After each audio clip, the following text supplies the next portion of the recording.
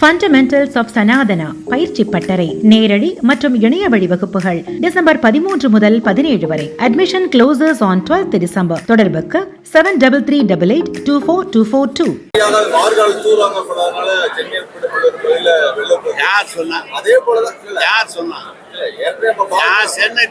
திருநெல்வேலியில இருக்கிறாரு, சென்னையில் தூர்வார். இன்னைக்கு 6 சென்டிமீட்டர் மழை பெஞ்சிருக்கு. ஒரு சப்வே கூட உள்ள எல்லா சப்வே நான் சொல்றேன் சார், இன்னைக்கு 6 சென்டிமீட்டர் மழை பெஞ்சிருக்கு. ஒரு சப்வே கூட நிறுத்தல, எல்லா சப்வேவும் போயிட்டு இருக்கு. போக்குவரத்து நான் சொல்றேங்கல்ல, போக்குவரத்து போயிட்டு இருக்கு. எந்த இடத்துலயும் தண்ணி நிக்கல, எதுவும் ஒன்றும் பாதிப்பே கிடையாது. சென்னையில முதலமைச்சர் கேரளாவில் இருந்தாலும் கூப்பிட்டு ஆய்வு பண்ணிட்டு இருக்கிறார். ஒன்றும் இல்லை சார், மழை நீங்க எல்லாம் சின்ன எல்லாம் எல்லா குளமுமே நுக்கல சார். மழை வந்தா எல்லாம் தாங்க, எவ்வளவு தூரம் வந்தாலும் மழை வந்தா தேவை. மழை எல்லாருமே வந்திருந்தாங்களா இன்னைக்கு? கிட்டத்தட்ட 500 குடும்பத்துக்கு மேல இன்னும் இருப்பதா அங்க சொல்றாங்க. இல்ல இல்ல, நீங்க வந்து அந்த பேர் வச்சு தலைவே சொல்றாங்க.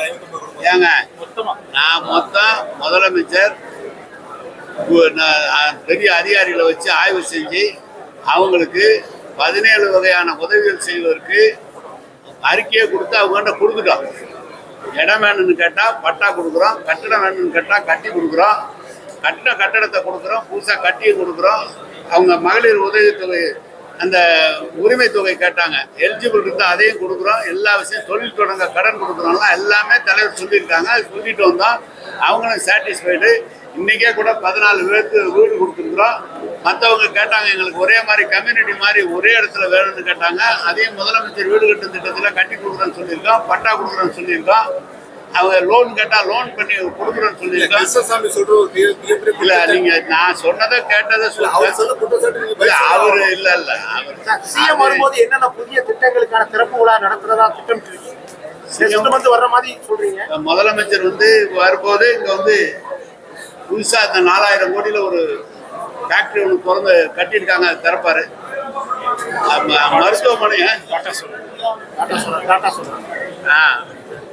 இது வந்து மருத்துவமனை கட்டடம், பொது கட்டடம் 80 கோடி கட்டிட்டு திறப்பாங்க. தாமிரபரணி இணைப்பு, நதிநீர் இணைப்பு திறக்கிறாங்க. மற்றபடி இன்னைக்கு எல்லாம் புறவழிச்சாலை, மேற்கு புறவழிச்சாலை அடிக்கல் நாட்டுறாங்க.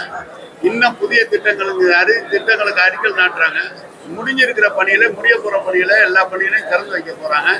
நலத்திட்ட உதவிகள் பட்டா கொடுக்கறது, நலத்திட்ட உதவிகள் கொடுக்க போறாங்க. திறந்து வைத்த 1.5 ஆண்டு அமலுக்கு வரலையா? ஸ்மார்ட் சிட்டி திட்டத்துல 2023 மேல திறந்து வைத்தாங்க. ஹோல்சேல் மார்க்கெட் கோர்ட்ல இருக்கு. கேளுங்க, பழைய ஆளுங்க எங்களுக்கு வேணும்னு கேக்குறாங்க.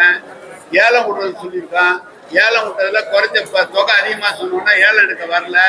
இந்த தடவை குறைச்சி கொடுத்து ஏலம் விட சொல்லியிருக்கான். ஏலம் விட்டு எடுத்து அதெல்லாம் குப்பையெல்லாம் கிடங்கெல்லாம் மாற்ற மாட்டோம் சார். நீங்க என்ன அவ்வளவு பெரிய கட்டடம் கட்டிட்டு குப்பை கிடங்கெல்லாம் எப்படி சார்? சார் நான் சொல்றேங்கல்ல, இந்த கடையில விடுறதுல, பஸ் ஸ்டாண்டு கடைகள் விடுறதுல ஏற்கனவே இருந்தாலும் எங்களுக்கு வேணும்னு கேட்கறாங்க. அதுக்கு சட்டத்துல இடம் இல்லை எங்களுக்கு கொடுக்குறது. ஏற்கனவே வந்து புதுசா வந்து கேட்கும்போது தொகை அதிகமாக வருதுன்றாங்க. அதை குறைச்சி வச்சு கொடுக்க சொல்லி ஏலம் விட சொல்லி இப்பதான் இன்னைக்கு எல்லா ரெவியூ மீட்டிங்ல பூராச்சு ஏலம் விட சொல்லி அனுமதியே வாங்கப்படலன்னு நீதிமன்றத்தில் சொல்றாங்க. எதுக்காக பஸ் ஸ்டாண்டுக்கான, புதிய பஸ் ஸ்டாண்டுக்கான வந்து பொதுப்பணித்துறையோ அல்லது மாநகராட்சி செலவோ இல்ல மாசு கட்டுப்பாடு எந்த அனுமதி வாங்கப்படலன்னு நீதிமன்றத்தை வழக்கு தொடர்ந்துட்டு இருக்காங்க. நாங்க பார்த்து அனுமதியில நாங்க வாங்கிக்கோம் சார். பணம் போட்டு அதான் இல்ல, ஏற்கனவே கொடுத்துருக்கான். அது கணக்கு